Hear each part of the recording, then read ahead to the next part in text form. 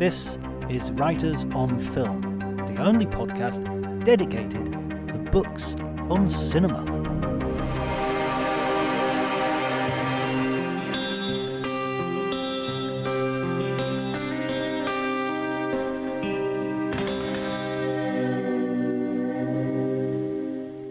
Hello everybody, my name's John Bleasdale. I'm a writer and film critic, and today I'm going to be talking to the screenwriter of a new film on the Unabomber called Ted K. The screenwriter's name is John Rosenthal, and it's a little bit of a departure for us because I think this might be the first time we've had a screenwriter as a guest. Hopefully you'll enjoy it.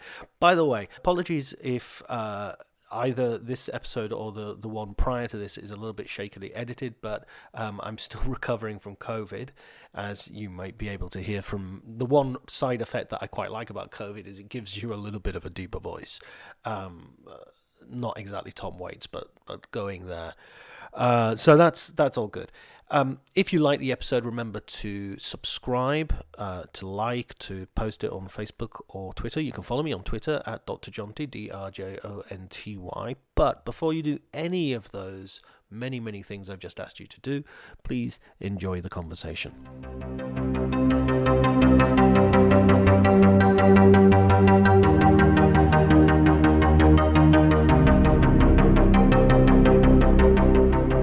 I think you're our first sort of screenwriter. So you're a pioneer. I like pioneering. I don't want to put any pressure on you, but if this doesn't go well, you'll be the last screenwriter. Well, that's good. The first shall be the last, and the last shall be the first, right, or whatever. There you go. So something said once. So, why don't you just tell me a bit about your background, John? I mean, we met about a month ago in a very strange place. So I know a little bit about you, but for our listeners, why don't you give us a sort of a little bit of a biography? Sure. Well, I think I'm a very non-traditional screenwriter, if that means anything. In fact, I studied history at college. I worked as a historical writer and researcher for the New York City Parks Department right out of school, and did a lot of freelance writing work for some really crappy magazines, did a lot of editing work, but really my background is in history and research. When I was younger, I thought I would be a writer of something, writing short fiction or something like that, some delusional ideas.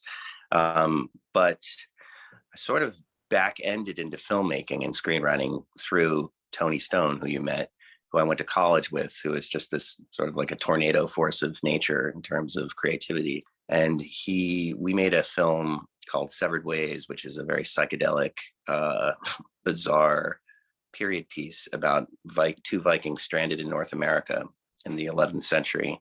And he initially, because I'm also a musician, I've been in bands and toured all over the place since God knows when.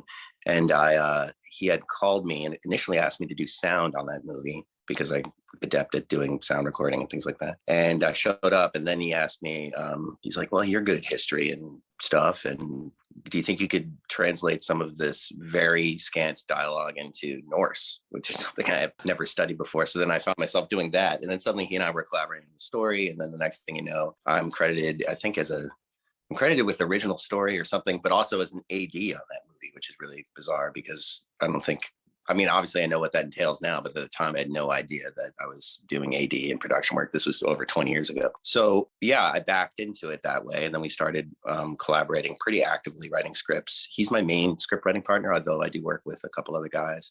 I really enjoy collaborative writing. I've written my own scripts, but I really, we have a very unique situation with Heathen Films where it's a group of guys who've essentially known each other for, by the way, Heathen Films is our filmmaking company that Tony started and all of us sort of jumped in on. And we're essentially a core of guys and ladies who have known each other for 25 years, 20 plus years. Most of us went to college together, so we share a pretty concise aesthetic. So I think, I am a screenwriter, but I think I have a very unique sort of engagement with screenwriting where I'm not like a journeyman. Perhaps I will be, if these things become more successful. But in the moment, it's really essentially like I feel I'm like a hybrid screenwriter, producer, kind of wearing many hats in this world of film. And so I didn't see myself becoming a filmmaker, although I've been obsessed in one way or another with all types of cinema since I was a kid, sneaking into my living room at night when I was supposed to be in bed and turning the TV on and finding some wacko thing on cable and getting totally blown away by it while my siblings want to watch whatever. I was watching the weirdest stuff I could find. So yeah, I think I'm a very peculiar type of screenwriter, if that makes sense. And I was going to say, in my topics, we're not in, I haven't written a rom-com. I love comedy, but, we're really, we've been on this path of taking historical narratives and sort of flipping the way period movies work and applying a much more classic sense of cinema to what would be a period film, I think. So that's bringing in also your sort of background in history. Correct. And you said you were a musician. What form was that taking? You were touring, right? Yes, I was in a really rowdy and raucous rock band for many years with actually one of the guys who's done a lot of work with us at Heathen Films. I play stringed instruments, mainly double bass and electric bass, guitar, but I've been playing an instrument of one sort or another since as long as I can remember. So I thought at one point that would be the direction my life would just stick with, but touring around in a band with a bunch of smelly guys for years on end becomes a drag. So I'm really happy that my life has shifted in this direction. But you did have like a you had quite a lot of success with the music, right? Yeah, yes, signed on labels, toured all over the States, and yada yada, the whole thing. But success, it's just a very subjective quality. So it didn't translate into massive amounts of money, but we have fans, and it was fun. It's definitely a young man's game, and now that I'm over 40, and it's not the being prancing around on stage, having people throw crap at you is it passes its fun point fairly quickly. Yeah, I could never deal with people throwing stuff. That right. never. So writing a script, when you're just throwing things at the wall and seeing what sticks versus having someone throw a beer ball at you is a lot more engaging. So when you were sneaking into the living room and watching some films, what was the wacky stuff that you were that first sort of hit you and first sort of made you think, okay, I'm weird. This is weird. Well, I remember, let's see, maybe my earliest film memory, probably 2001 when I was under 10, and that was on cable, and I think it was cable, and just being totally blown away by it. And when you're like a very stereotypical boy, I loved space and astronauts, so I thought, oh great, this is going to be a space movie. And I think I had maybe another early memory of a space movie was like Moonraker or something, like a James Bond. So then I'm like, okay, this has to have some sort of quality of that. And then just being immersed in how beautiful it looked and also how strange it looked. And I knew enough to know that, yeah, space is a vacuum. There'd be no sound. And obviously Star Wars and seeing those types of action movies as a kid and and then being the nerd that's like, well, lasers don't go pew, pew in space. There's actually no sound. So suddenly I'm seeing something that is hyper realistic on that end, but then has this very, well, as you know, just really poetic and just absolutely riveting imagery and that very flat two-dimensional Kubrick storytelling where the characters just represent something that's not necessarily too deep because they don't need to. And just being blown away by it. I remember my brother coming into the room being like, what the fuck is this? It just like, so, being bored and leaving. So yeah, that's one of them. It definitely was. The other thing there was those, and then I used to, in the tri-state area where I grew up, they used to have Shaw Brothers Kung Fu films on Saturday afternoons, which I really loved because they were so absurd. So I think it was a mix of just really spinning the dial and seeing something and landing on it. And never, it's not that I didn't love popcorn action movies because I would go to those with my family, but I just really, once I saw 2001 and then Dr. Strangelove not too long after that, Psycho, I just really started diving in and seeking out things. Everything was in color. I'd like to find black and white movies just to be a little different. And so I was always the one when I would go over for a sleepover and maybe bring a VHS tape and someone would be like Big Mark Bergman, and then kick me out of the room. Eraserhead? What's that? I would joke around, but then it would end up, then I'd end up watching something like Killer Clowns from Outer Space with everybody and still enjoying it. But the part of me was always like, oh, my friends don't like this stuff. But but I do. It's funny that you mentioned 2001 being kind of divisive, but in terms of sort of your brother coming in and wandering out. I remember watching that with my family as well, and it being a big Christmas film. Like the first time it was shown on British television was New Year's Day, I think. And the whole family sitting down to watch it, and just one by one, everybody sort of drifting off as you're like, are the monkeys still on? Yeah, exactly. I remember I think I tried to show maybe my dad, I can't remember, Barry Lyndon once. I'm like, you might like this. It's a historical film. And I remember him just quickly like, check it out, Dad. I mean, it's got Ryan O'Neal in it. I think it was one of Martin Scorsese's documentaries on cinema. He talks about Barry Lyndon, and he refers to a Japanese sense of time. And ever since then, I've used that as a euphemism for boring. It's not boring. Oh, yeah. It's a Japanese sense of time. Glacial pace, or the I can make a drinking game out of the amount of times he has to duel, which becomes kind of fun. But anyway, so I definitely gravitated. It would be a mix, and then of course, I'd love if it's a big popcorn movie. When I was a kid, I loved the first Indiana Jones movie just because it felt so much like or the black and white serials that my mom used to say, like, oh, you should. These were fun when I was a kid. I used to love these serial sort of movies, and this feels a lot like it. So that type of storytelling is great. But yeah. I wonder if these days that sort of people have access to that, because I remember like Saturday morning they used to show Flash Gordon serials. Oh yeah, all the way through the summer on TV, just on normal TV. Like before in between cartoons, there'd be Tom and Jerry, and then a Flash Gordon serial, and then something else. So you kind of got used to watching very, very old stuff. I just wonder if these days with Netflix and everything, there's the same sort of, I know everything is now available, but I'm wondering if it's everything, but on quite a shallow spread. I tend to agree with you. It might be on the shallow spread. I mean, I think everything's so atomized, and having that limited, I mean, I'm not breaking a new ground here saying that, but having that limited sort of access and sort of being given like, it's the Saturday morning, whatever movie on Channel 5, and just having to watch it. It would be an Abbott Costello film or the Three Stooges, whatever it was.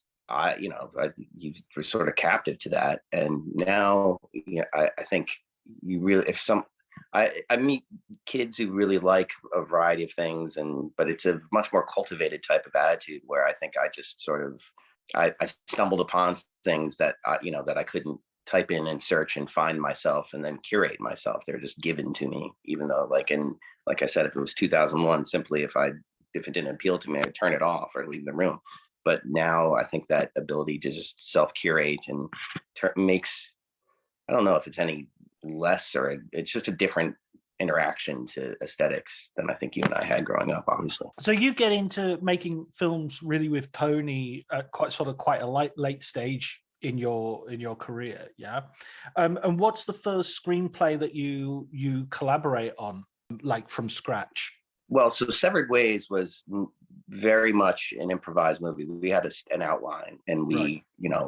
I could backtrack. Like my approach to storytelling is very much rooted in probably my favorite book, like Don Quixote, or like the idea of like pair drama. Like, you have one very active flat character, and then you have a second character who's sort of doubting the actions of a flat character, and that has a propulsive journey. I like I like the sort of quality of storytelling where you have as if you're reading a picture book, and you turn one page and it's just a vast vista, and it's like he traveled forward, and like, that kind of propulsive classic tale.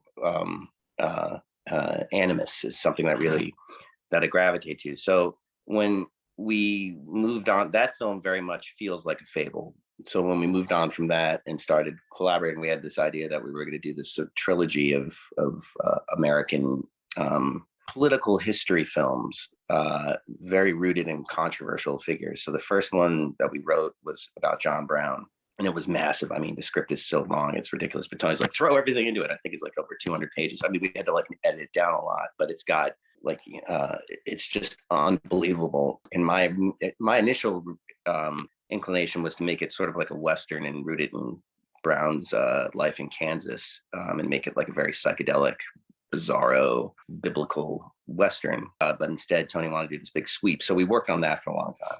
and then in this sort of American Terror trilogy, let's say, because John Brown, much like Ted Kaczynski, was labeled essentially a terrorist, although they didn't really use that word in the 19th century. They used it to a degree, but not like we do now. But this idea of political violence, he was extremely controversial, and throughout until the 1960s, really, there was no revision on his place in American history. He was just sort of the madman with a beard who kicked off the Civil War. And then with the Civil Rights Movement, he becomes this revised figure, much more like kind of like a prophetic figure, and somewhat modern. So similarly, we were drawn to Ted Kaczynski in this way, not to make him a hero, but to re-examine what it means to be a political criminal, in a way, a terrorist, right? So, and then the third script we wrote was a script about Ted Hampton, but of course that would probably become there was the recent Ted Hampton movie, but then Fred Hampton, I'm sorry, but then that's something that would have been difficult for us to make as Anglo-American white filmmakers. Understanding that, we would have probably ended up having to collaborate and adapt the script and broaden our team for that, which we should. But it was more about taking these characters that are maligned and trying to expose them in a new light. So we worked on this trilogy, and of the three, Kaczynski was the one that got the attention to be made. And actually, it felt more enigmatic, and not to take anything away from Fred Hampton or John Brown, just the idea of Kaczynski presented himself similar to like historical figures like Johnny Appleseed that you don't think are real in a way, but they end up being true. So it's sort of like in an age of access and information, here's this man who sort of harkens back to the time of legend in a way, like how he lives and acts like a hermetic wizard out in the mountains, conjuring explosives and causing destruction. Feels much more legendary than. And Brown sort of is this way, but it was interesting that Kaczynski is sort of a cipher in that way, that some of these other figures aren't so much. Yeah, I mean, my first experience of the first time I ever heard of Kaczynski is I heard the Unabomber, but I think it was like a news report on almost like a genre of threat. Was like, oh, there's a suspected Unabomber in Italy, and it was used as sort of like the word that means somebody who's leaving bomb packages here and there, as a genre of killer, rather than as there's an actual individual who started all this. So I definitely see what you mean by that idea that he's someone who's sort of he's there in the back of everyone's head, but a bit like Rudolph Valentino. It's kind of a surprise. Oh, there actually is a Valentino. I thought that was just a cartoon figure or something. Yeah, that's a great analogy. I mean, he in the 90s, he was suspected as being a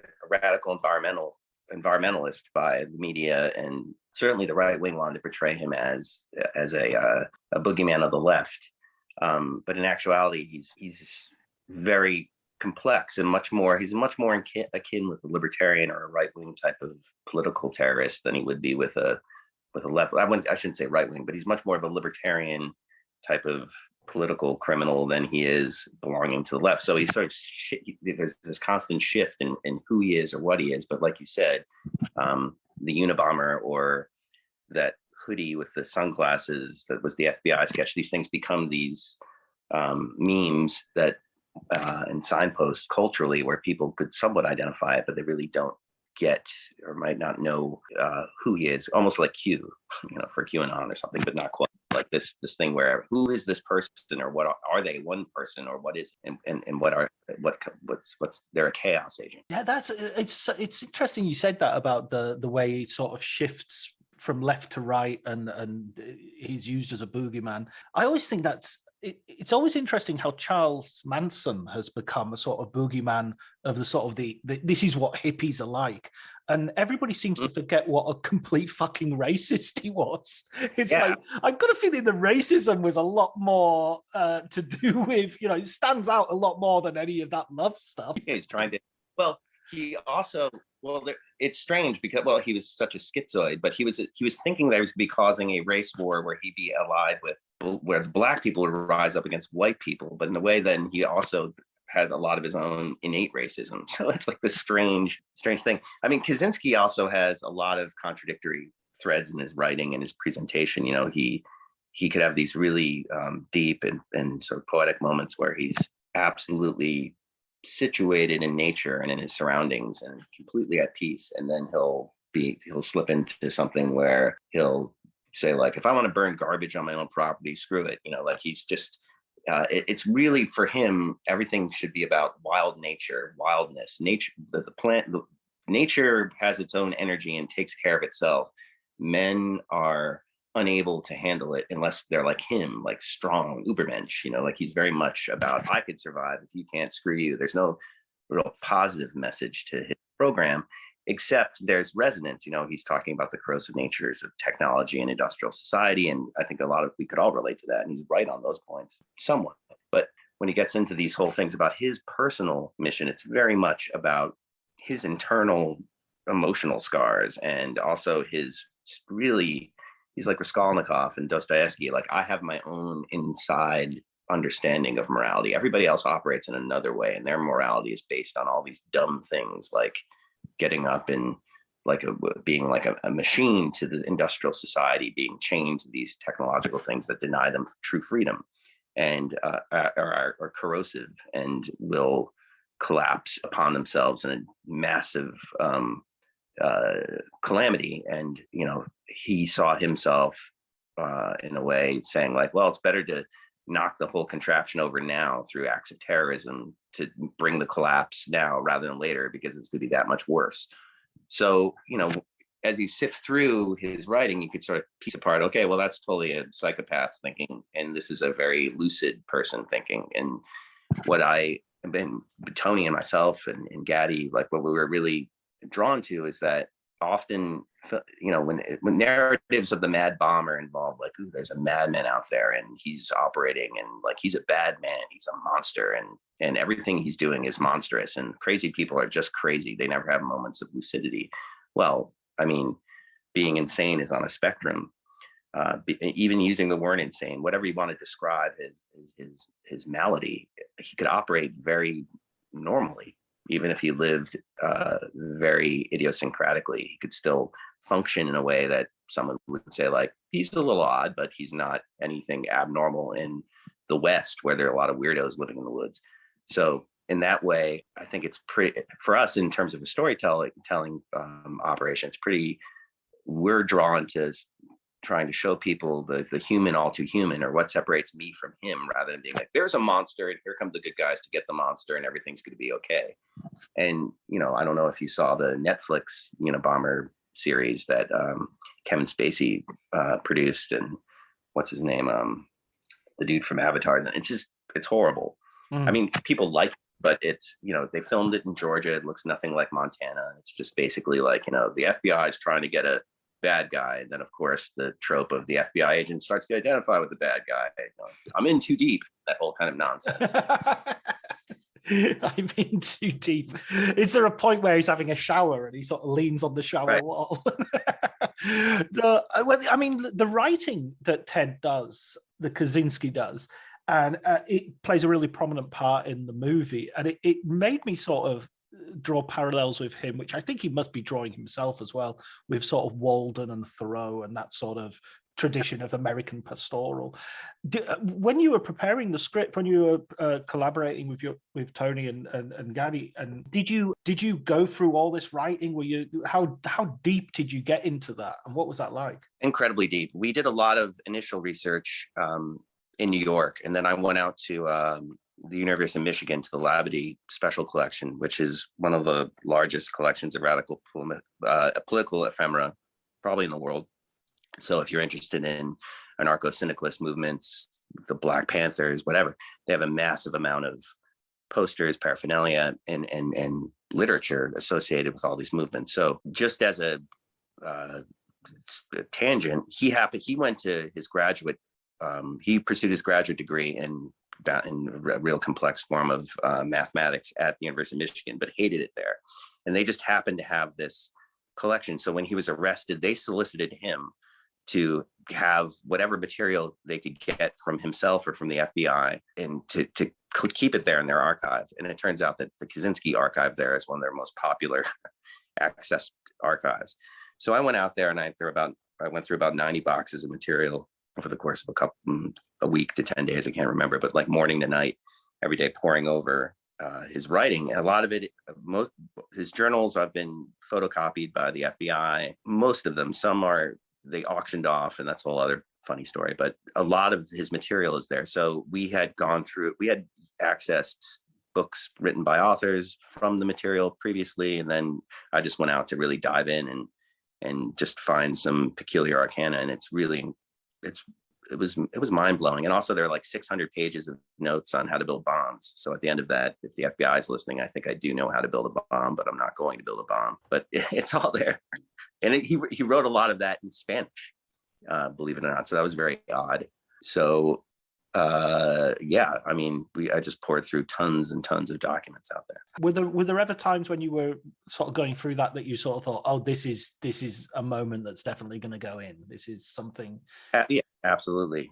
And also a lot of it too was like, okay, well, we had heard about X, and then you could sort of confirm it in the archive, which was great. And having another curious thing about the archive is he technically he says he manages it from the Supermax in Colorado that he's incarcerated in. And so he'll send in current correspondence that he gets, that he hand copies, and then he makes notes on it, how to be sorted in his archive.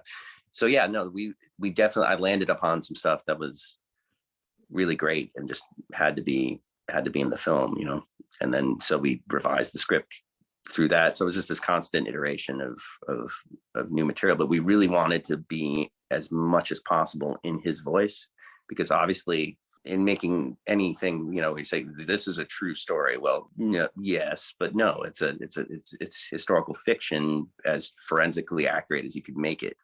It's a historical narrative as close to how we perceive Kaczynski's Kaczynski, if that makes any sense. Rather, it's always going to be a bit of us. That's impossible to get away from the POV of the filmmaker and the storyteller.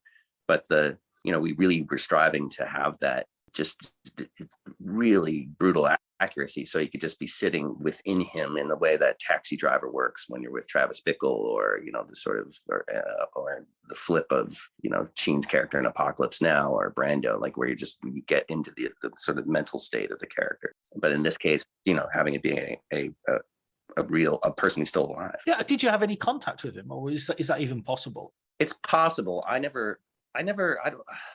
I thought about writing him.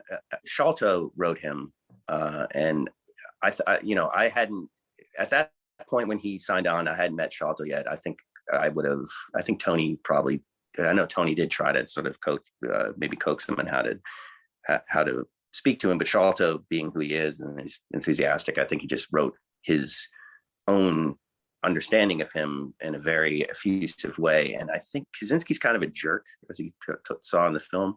Yes. I think there's a way in, but I think he's probably would not have, like, if you approach him in that sort of directly enthusiastic and earnest way, I don't know. I think he likes to play with people who are like that. So and I didn't want to really, I don't know. I mean, I didn't write him, and for my own reasons. I mean, because being inside this guy's head for a while really becomes an uncomfortable place. So I preferred a bit of distance.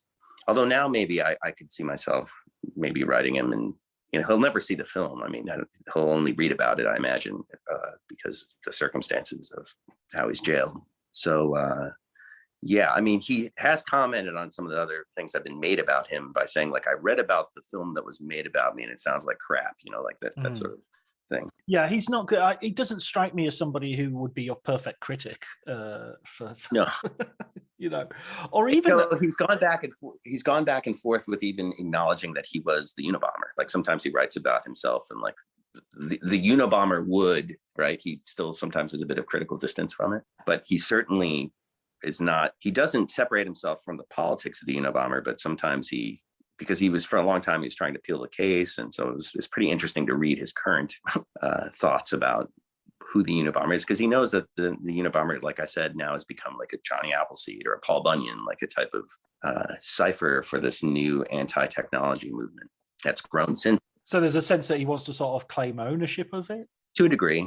Right. For sure. I mean, he sees himself centered in it, I think, but it's you know, to if does he have any?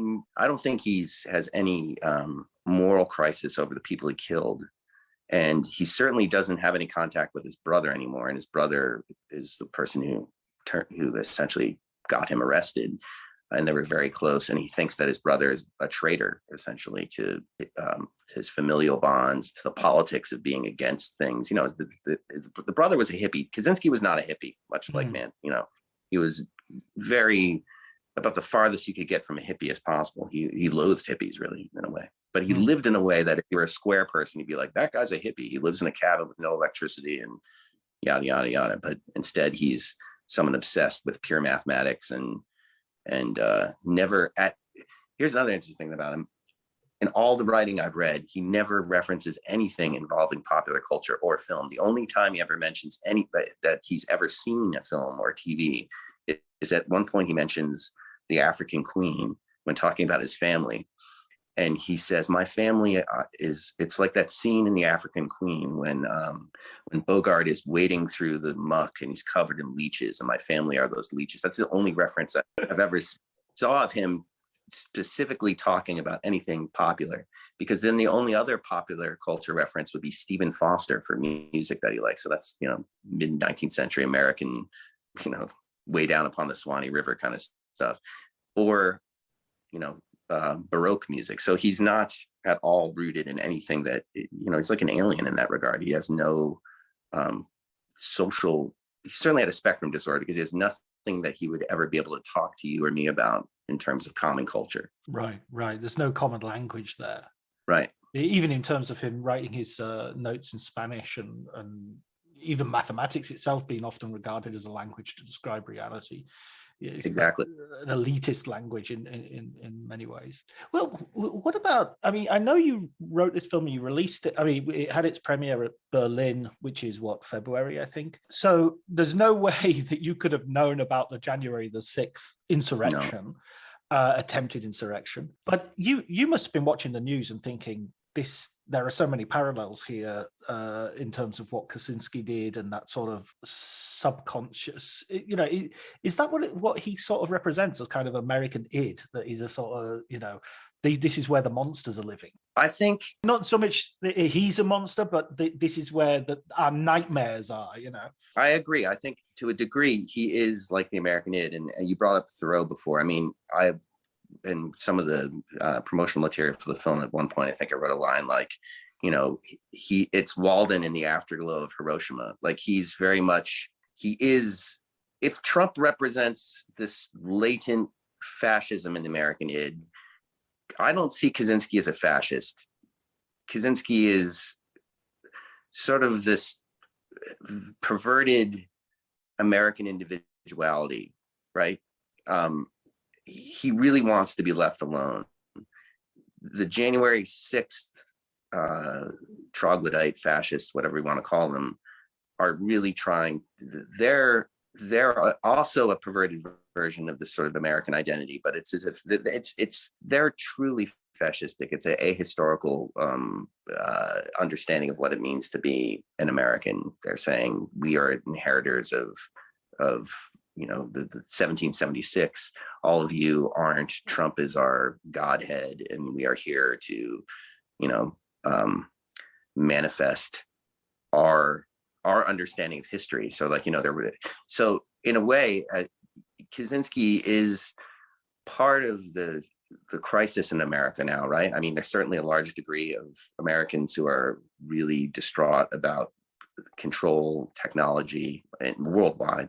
But in the American sense, the idea that, okay, I can't earn a decent living, I can't do X, Y, and Z because I'm constantly being monitored by these things that stifle my freedom. And if I could unchain myself from that and liberate myself from that, I would be able to engage or energize some type of individual potential. I'm sympathetic to that. I don't believe in that type of individuality. I think it's kind of a very unfortunate. Certainly, it's an energizing phenomenon in American ingenuity. on the positive side, but the negative side is that it sort of abandons the idea of social bonds and community. For the January 6th crowd, I think it's all stemming from this idea that the psychic energy, or if there is a supernatural force to history, and that swings between the positive and the negative, America is now unfortunately in this pendulum swing toward the negative id energy, which is manifested by Trump and this ascendant American fascism, and it's very troubling. I think the younger people who are approaching Kaczynski are more from the leftist perspective. Certainly there are libertarians who would identify with him because he was more of that. But I think there are a lot of young anti-technology, anti-capital activists that see Kaczynski that frame. And because they don't necessarily know a lot about his writings that were hard and he was like, I want to kill a communist. And we have that in the movie. Like he says things like where it's clear he has a lot of contempt for leftists.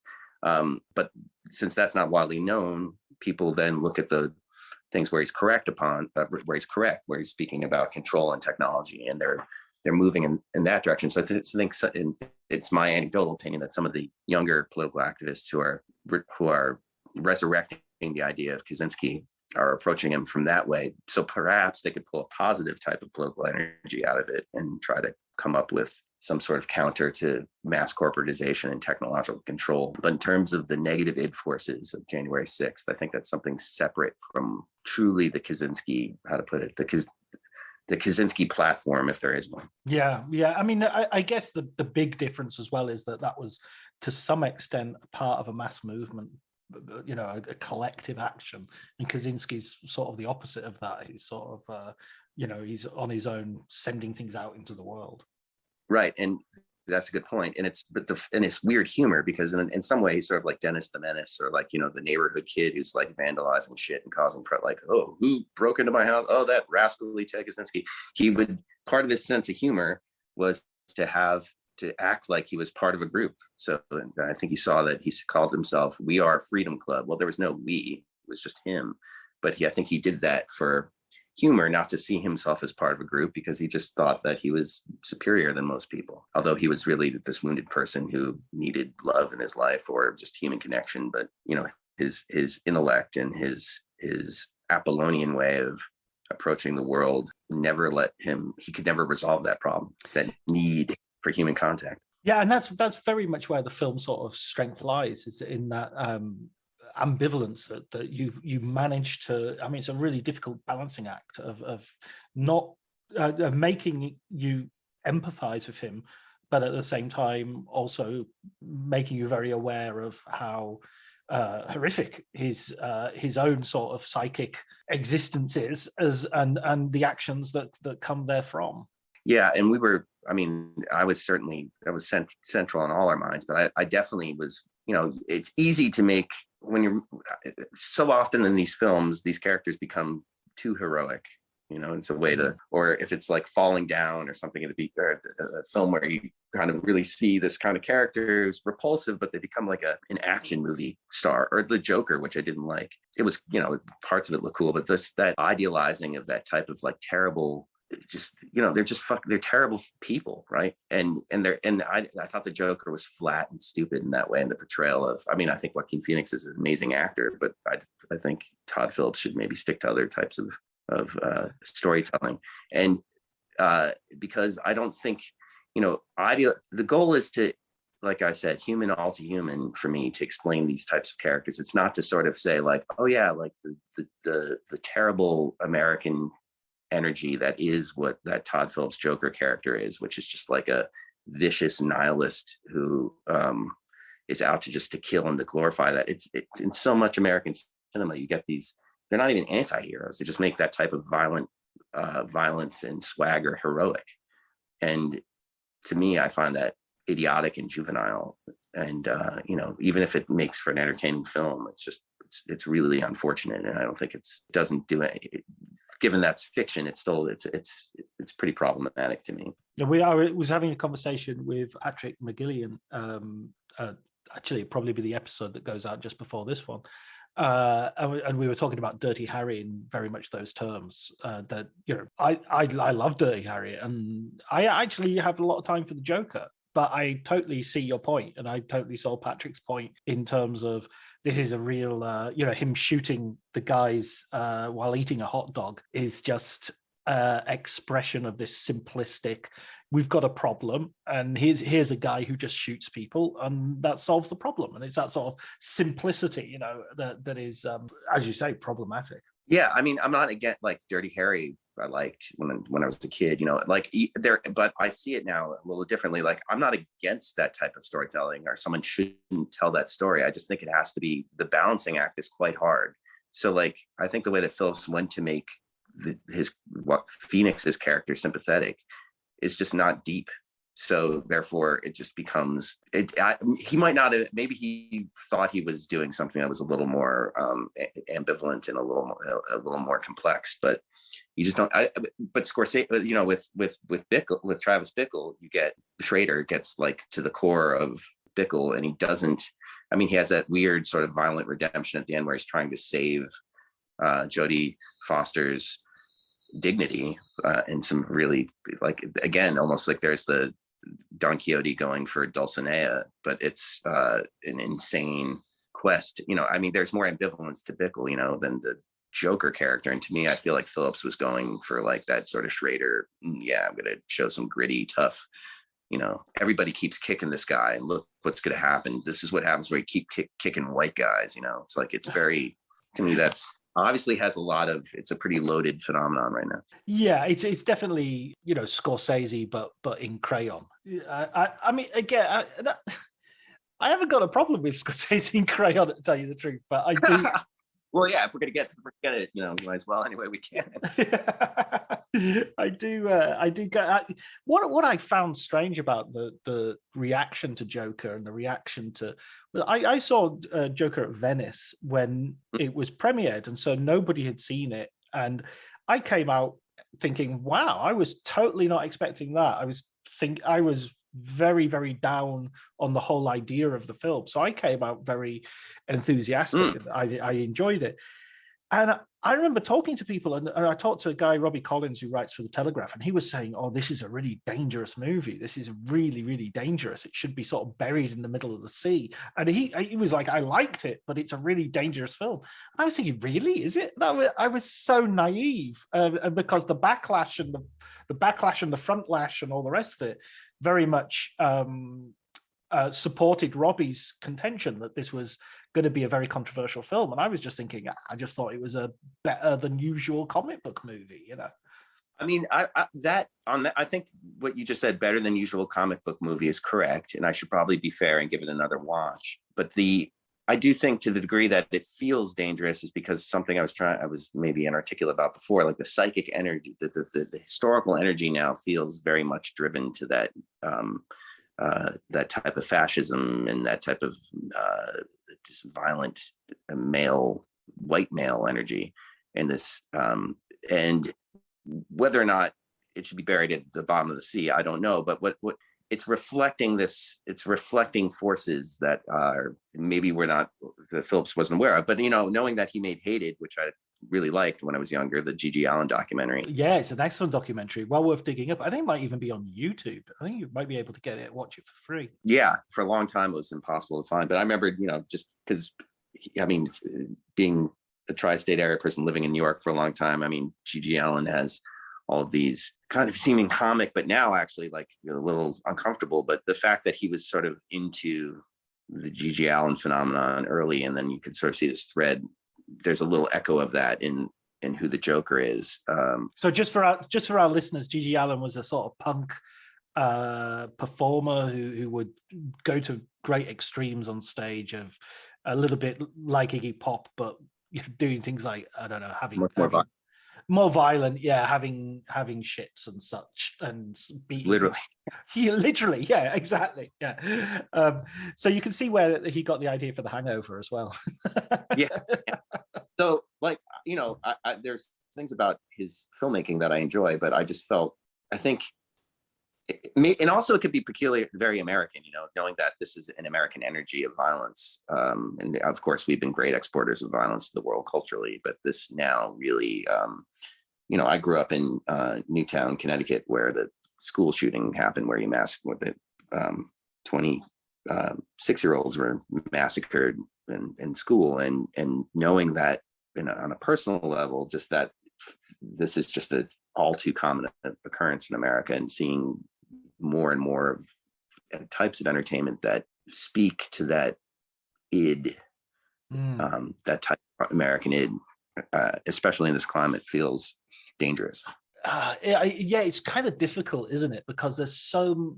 I was thinking about how the sort of MAGA movement and the far right have appropriated and taken so many things from popular culture, which so the idea of I saw the Matrix Resurrections last night, and the idea of red pilling has become a big meme in right-wing circles.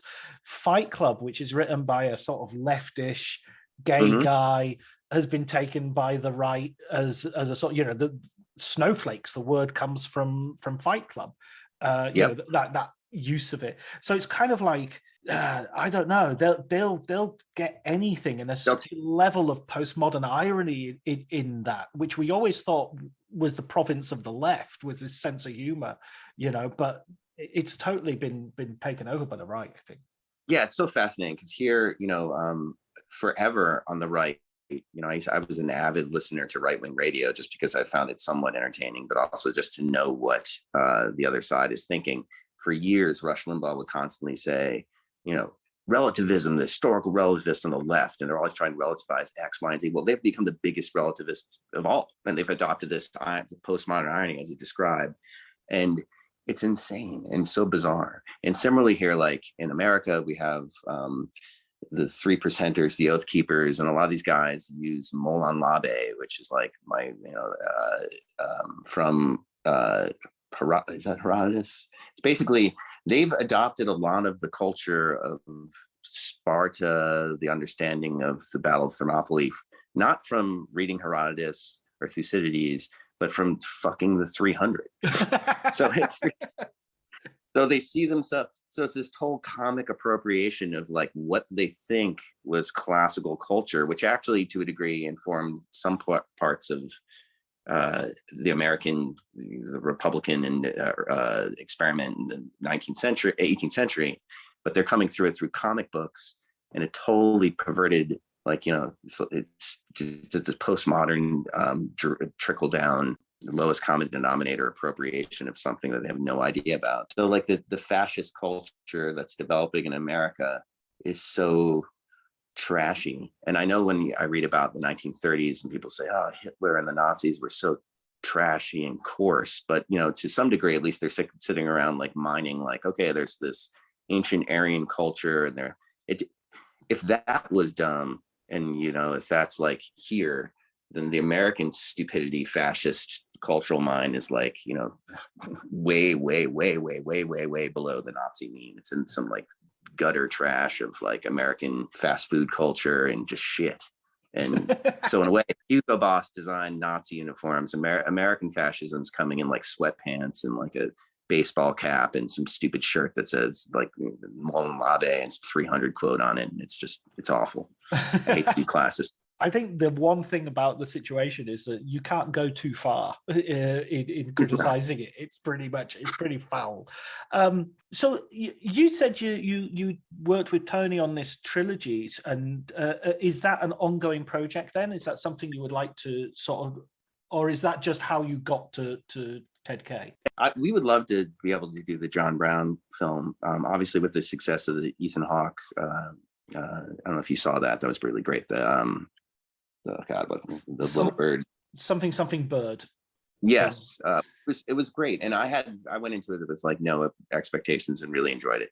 I think he's an essential figure, and I think a good John Brown film would be great. Quentin Tarantino keeps talking about wanting to do a John Brown film. At one point, they were going to develop something for HBO. There was going to be a series about John Brown. I don't know. Maybe we'll try that. The Good Lord Bird. The Good Lord Bird. That's it. Right. And people should see that if they haven't. I really enjoyed it. I would like to approach that. I've been thinking, I've been kicking around a couple ideas, still in the history zone. We have sort of inspired by, from personally, I was thinking that I have an idea involving American, like a noir set in actually just at the end of World War II, but it would involve American GIs who've gone AWOL and are running criminal gangs in Europe, which they did. And it's a sort of and having a detective and a military detective have to track these gangs down, because that was a phenomenon that happened. Americans always are so obsessed with the good war that they don't realize that like tens of thousands of GIs went AWOL and murdered people in Europe and ran gangs. And oh wow, yeah, that's like the real third man feel to it as well. Yeah, the immediate aftermath of the Second World War. That's a brilliant idea. I'd love to hear more about that. Someone's going to steal on your podcast, but if you steal it, just acknowledge me. Yeah. No, I love the sort of situation there, and also that idea of, as you say, of sort of complicating a period of history which has been a little bit sort of Stephen Ambrosed and Steven Spielberg with Saving Private Ryan and Band of Brothers. Yeah, I mean, all great, but at the same time, well, you have to tell. I understand the utility of common stories in history, right? I think the problem is that there's ultimate truth. Truth is aspirational, but there are many types of, it's that Rashomon, there's many types of ways to get to what the truth is. And we have to have a functioning society and a civic culture. We have to have aspirational truths. We just can't sort of get dogmatic about them. We have to accept that they evolve, and the input and the points of view will shift with how we feel culturally at any time. And it's that pendulum swing. Like now we're swinging very hard into this violent perversion of what this sort of aspirational truth is. And then hopefully, the pendulum swings back to this place where we can start navigating toward something that's more civic and less destructive. Yeah, and that different form of truth. Thinking about John Brown as well, I remember watching The Good Lord Bird after seeing Michael Curtiz's The Santa Fe Trail, which tells the same story, but from and is really, I'm not sure how well known the film is, but given that he made it a couple of years after Casablanca, it's such a horrifically fascistic film. I mean, that's a really horrible. I mean, it's birth of the nation bad in its politics. Oh yeah, I mean, just to have a digression on Brown real quick, if you don't mind. Like Brown, he's sort of for your audience, and he's living in the 18, just up to the Civil War, and he's from New England, and New England has shifted from puritanical Calvinism into congregationalism, and sort of the religious culture of New England shifted. But John Brown, in the words of Thoreau and people who knew him, they're like, oh, he's like our great grandfathers. I mean, he's still living in this deeply Calvinistic mindset of like predestination, and that, sinners in the hands of an angry God, that we're all doomed. And the only thing you could do is sort of act piously and protect, and do the righteous thing, which is to stand up for everyone and do God's will. But you're probably doomed and you're going to go to hell anyways. So, but you have to act for the good. So that he is this, in a way, he's like a leftist. It's like centering religion in the left, which is so kicked out right now. Like, everybody's so committedly secular that the idea that you could be religious and have a good point of view is ludicrous to a lot of people. Not to me, but like a lot of people sort of see that as like a ludicrous point of view, and they leave the religion to be something of like kooky right. But there are plenty of progressive thinkers and who are inspired by the idea of God and Christ. And in this way, I mean, Brown was this messy figure, but he's sort of operating that, like, look, slavery in an era when the abolitionist movement is anti-slavery, a lot of abolitionists still thought Black people were nothing more than a little steps above monkeys. They just felt that it was immoral to enslave a human, but they didn't think that they were equal to a Black person. But John Brown believed in radical equality. He believed that he was as equal to a Black person as a Black person was to him, intellectually, physically, emotionally. He believed that women should have the right to vote, that they were, that there was no such thing as women's work, that women and men could work. So he had all these amazingly modern ideas, yet he has this great biblical beard, and he sets out to, avenge the sin of slavery by murdering people he saw as slave supporters with swords because he felt, that's so he has this wildly complex approach. I think it was very hard historically to deal with him, because once the Civil War begins, he's executed in 1859 for the raid on Harper's Ferry. His last words are, the sins of this land shall not be avenged but by blood, or something like that. So he says, there's nothing we could do now except ride the wave of bloodshed that's coming for how terrible we've been to the bond for enslaving African Americans. And by the 1864-65, Lincoln has gone from sounding like, look, I'll do anything he was anti-slavery, but he'd say, I'll do anything to preserve the Union, including allowing slavery or not, whatever it is, to making a speech in 1864 where he sounds like John Brown, right? In the second inaugural, it's a John Brown speech. But what happens with the after second inaugural, after Lincoln's assassination, is the failure of Reconstruction, which is really the second American Revolution in a way, right? Super radical. And it's ironic that the Republican Party of that period was the most positively radical political party. You have all these great experiments where you have the first African-American senators are elected, the first congressmen who are Black are elected, right? That doesn't happen again for another 100 years. But once Reconstruction collapses, the idea of John Brown changes. So first, John Brown is seen as a hero to a large degree to the radical movement in America. And then he has to be demonized now that the South has sort of been redeemed with the collapse of Reconstruction.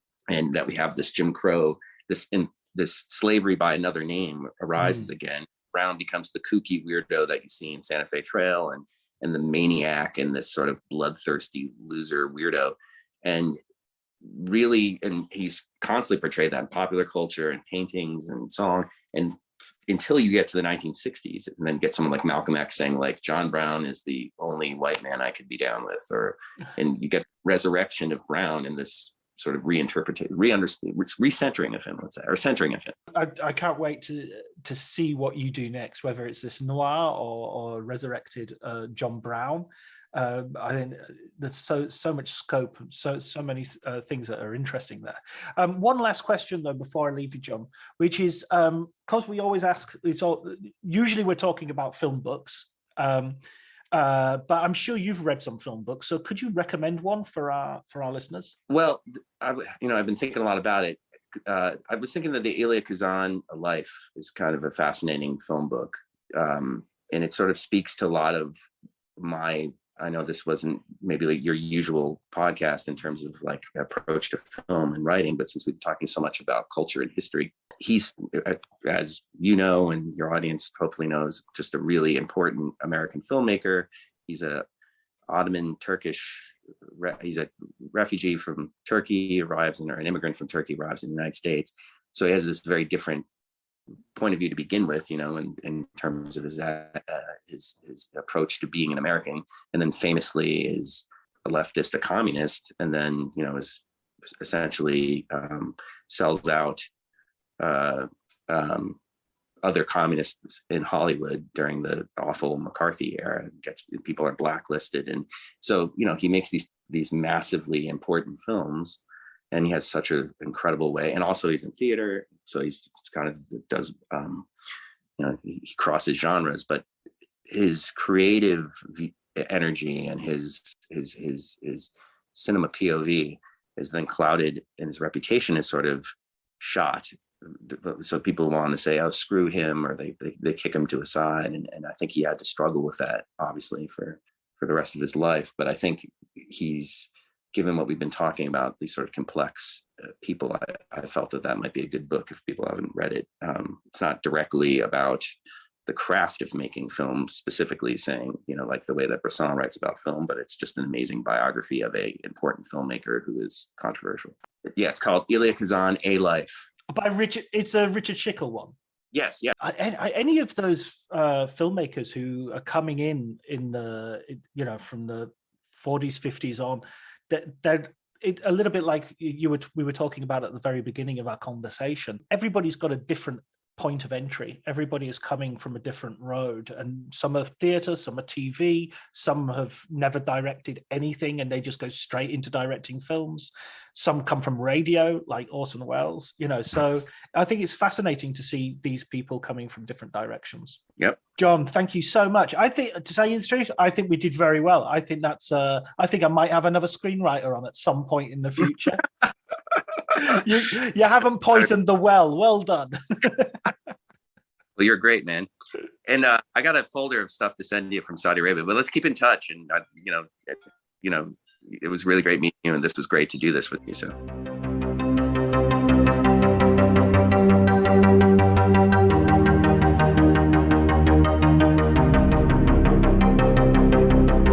So that was my conversation with John. I hope you enjoyed it. I certainly did. He's a smart cookie. He's a very intelligent guy, very interesting to talk to, and I can't wait to see what he comes up with next. Really fascinating. His recommended book was The Life of Elia Kazan by Richard Schickel. So that's a biography which I've read a few years ago, which is what I would also add my voice to.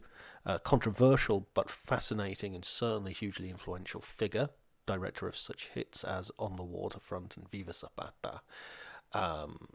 All that I have left to do really is thank Elliot Atkins for the music, Ali Howard for the art, and all of you for listening. Until next week, please take care.